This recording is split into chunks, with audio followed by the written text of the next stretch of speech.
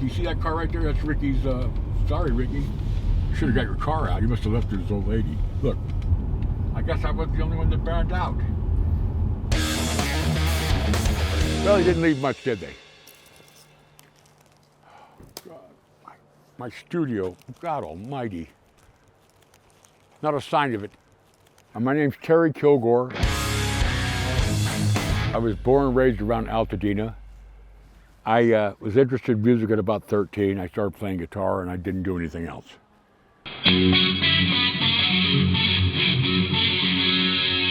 The front door would be somewhere around, you could see the steps.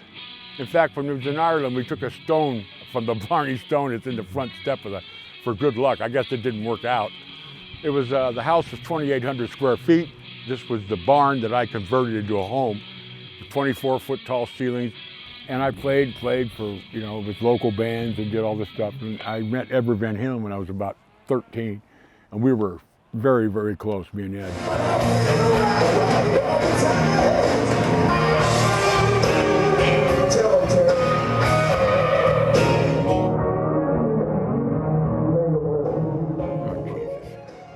This was my studio I built. Jake, look, the Otari radar survived. These were 30 grand when they were new. See that box? We were playing guitar back when it was a black art. We had to invent the shit as we went along. You know, where you got, you know, really pyrotechnical guitar playing. Follow me, gents. I know the way. I lived here for 30 years. I cherry-picked about $45,000 worth of analog gear in there. I mean, we're talking about the best compressors, the best recorders, the best tape decks, and it cannot be replaced. I mean, I did a song that, you know, has been following me around since 1979, Liquid Lady.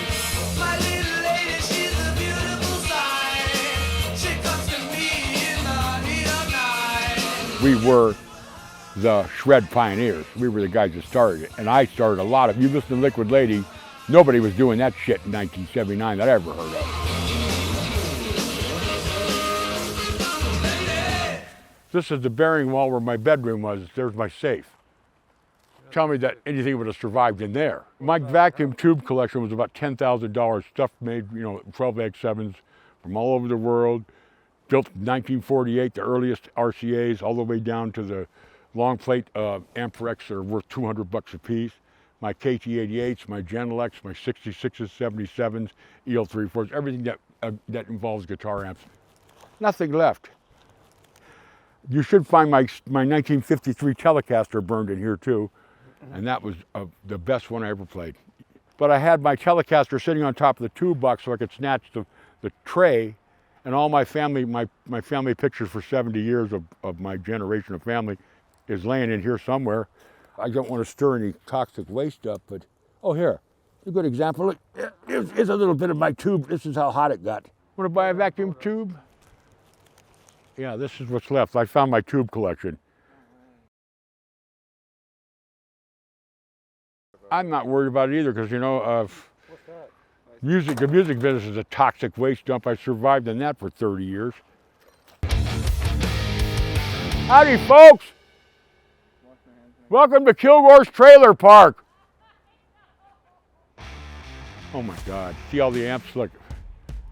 That's my favorite one right there. It had the KT88 Genelecs in it. What an amp. It had that big bell tone, that growl. Dave Roth was a good friend of mine I went to school with. And then I went to work for Dave in '91 and did a couple of records with him all the way from '91 to '98. I got to take my hat off to him. He was the only one that saw potential, and he helped me. I have this house, and everything I have is due to him.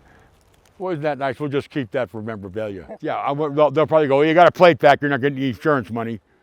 My mom's ashes are some in that pile there, because that was the room I had her and my brother and my stepdad in. Look at that little doll head right there. Yeah, that's an eerie. It's quite morbid. I knew this fellow. I knew his family. He was a miniature, but his head's right there. Those little doll heads. My forte was not so much going out and gunslinging guitar. I could do it. I could shred if I want to, but I wanted to make my own music. So I built a studio here. My dream was to get a place I could make really industry quality recordings, and I did that. I just got the studio done about a year ago, And I got about 28 tracks done, and they're all burned up in there. And that was the ranch house right there. They bought it from Lucky Baldwin in 1886. And this was the Griffin Ranch is what they called it. And it's the oldest district. And you know, these two buildings withstood everything that 3 centuries could throw at it. And all of a sudden, you know, a firestorm? Are you kidding me, in Altadena? And when I left this house at 4:32 in the morning, there was a wave of flame that was 100 feet tall. It wasn't coming down one house at a time, it was coming like a tidal wave. And I thought, well, it's time for me to leave or die. And you know, I'm still in question whether I should have died or just pack it in. So the insurance situation up here in Altadena was that they turned their backs on us. I paid probably over $40,000 in homeowner policy, never had a claim. And then the last couple of years, Allstate Northbrook dumped me. I couldn't afford the fire policy. I don't know anybody that can afford $6,000 a year plus the taxes on this place. I was waiting on what's called a fair plan list to get in line for insurance. Well, me and about 200 other Altadenans that are up this far did that. It's like somebody dropped a tactical nuclear bomb on us. And all the people, I saw all their dreams get destroyed here. It's not a very good thing. Because Los Angeles property, when you're 10 miles away from a skyscraper, every corporation in the world wants it. You just saw a car drive by that says Altadena is not for sale. I don't want to live in a trailer in Hiroshima Park here, but I have no choice. Something has to be here for my daughter.